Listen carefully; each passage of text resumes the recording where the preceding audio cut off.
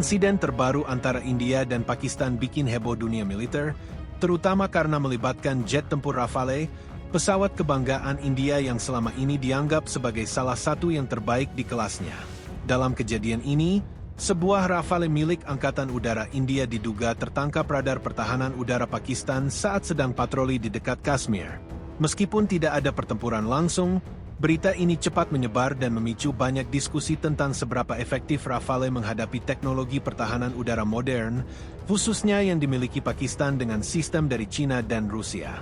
Dampak dari insiden ini juga terasa di pasar saham, dengan nilai saham Dassault Aviation, produsen Rafale, anjlok lebih dari 7% dalam seminggu. Banyak analis mulai mempertanyakan apakah Rafale masih bisa bersaing dengan jet tempur lain di kelasnya. Di Asia Tenggara, terutama Indonesia, insiden ini juga memunculkan tanda tanya besar. Indonesia baru saja menandatangani kontrak pembelian 42 unit Rafale senilai lebih dari 8 miliar dolar AS, menjadikannya salah satu kesepakatan militer terbesar dalam sejarah negara ini. Namun, setelah kejadian antara India dan Pakistan ini, beberapa pihak mulai meragukan keputusan tersebut. Para pengamat militer dan ekonomi mempertanyakan apakah Rafale benar-benar pilihan terbaik untuk Indonesia, atau apakah ada alternatif yang lebih cocok untuk tantangan di kawasan Asia Pasifik. Pilihan lain seperti Chengdu J-10C dari China, F-15X dari AS, atau Su-35 dari Rusia kini kembali masuk dalam perbincangan. Sementara itu, Pakistan tampaknya cukup percaya diri dengan J-10C, jet tempur generasi 4,5 buatan Cina yang punya radar AESA, sistem data link modern, dan rudal jarak jauh PL-15. Jet ini telah menunjukkan performa solid dalam berbagai simulasi tempur, terutama dalam hal integrasi dengan sistem pertahanan udara mereka. Dalam kondisi tertentu, J-10C seolah mampu memberikan tekanan elektronik yang cukup besar terhadap Rafale, membuat jet tempur andalan India harus berpikir dua kali sebelum masuk ke pertempuran terbuka.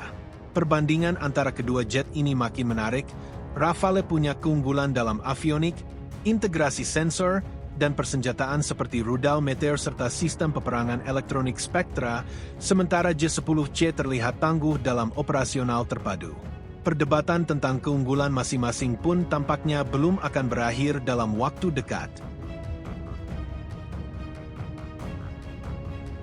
Jet tempur J-10C dari Cina memang tidak bisa dianggap remeh.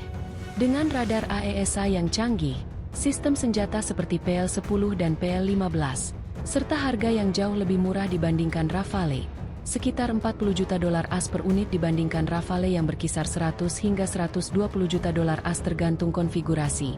Pesawat ini menjadi pilihan menarik bagi banyak negara. Selain itu, biaya operasional Rafale yang lebih tinggi juga menjadi pertimbangan serius bagi negara pembeli yang belum memiliki infrastruktur pendukung untuk pesawat buatan Barat. Indonesia sebagai salah satu negara yang berencana mengoperasikan Rafale dalam jumlah besar harus mempertimbangkan tidak hanya spesifikasi teknis, tetapi juga bagaimana pesawat ini mampu menghadapi tantangan di kawasan Asia Tenggara yang dipenuhi ancaman radar jarak jauh, peperangan elektronik, dan jet tempur berteknologi tinggi. Jika Rafale bisa terdeteksi dan ditekan dalam situasi seperti yang terjadi di perbatasan India-Pakistan, maka tantangan bagi operasionalnya di wilayah Indonesia yang lebih luas dan terbuka bisa jadi lebih besar. Di samping aspek teknis, keputusan Indonesia untuk membeli Rafale juga memiliki implikasi geopolitik. Bermitra dengan Prancis, yang relatif independen dari NATO dan memiliki rekam jejak stabil dalam penjualan senjata, bisa menjadi keuntungan tersendiri. Namun, ada tantangan dalam hal dukungan teknis dan logistik yang bergantung pada Eropa, yang mungkin tidak selalu cepat merespons dinamika keamanan di Asia. Sebaliknya, memilih platform dari China atau AS menawarkan dukungan yang lebih dekat, meskipun ada konsekuensi politik yang perlu dipertimbangkan. Selain itu, keputusan ini juga berkaitan dengan strategi pertahanan jangka panjang Indonesia. Apakah Rafale akan mendorong keterlibatan industri dalam negeri, alih teknologi, dan pengembangan SDM, atau justru menciptakan ketergantungan baru terhadap suku cadang serta pelatihan dari luar negeri? Sebagaimana yang dialami India, Rafale memerlukan infrastruktur besar dan protokol ketat yang dapat menyulitkan interoperabilitas dengan sistem non-barat.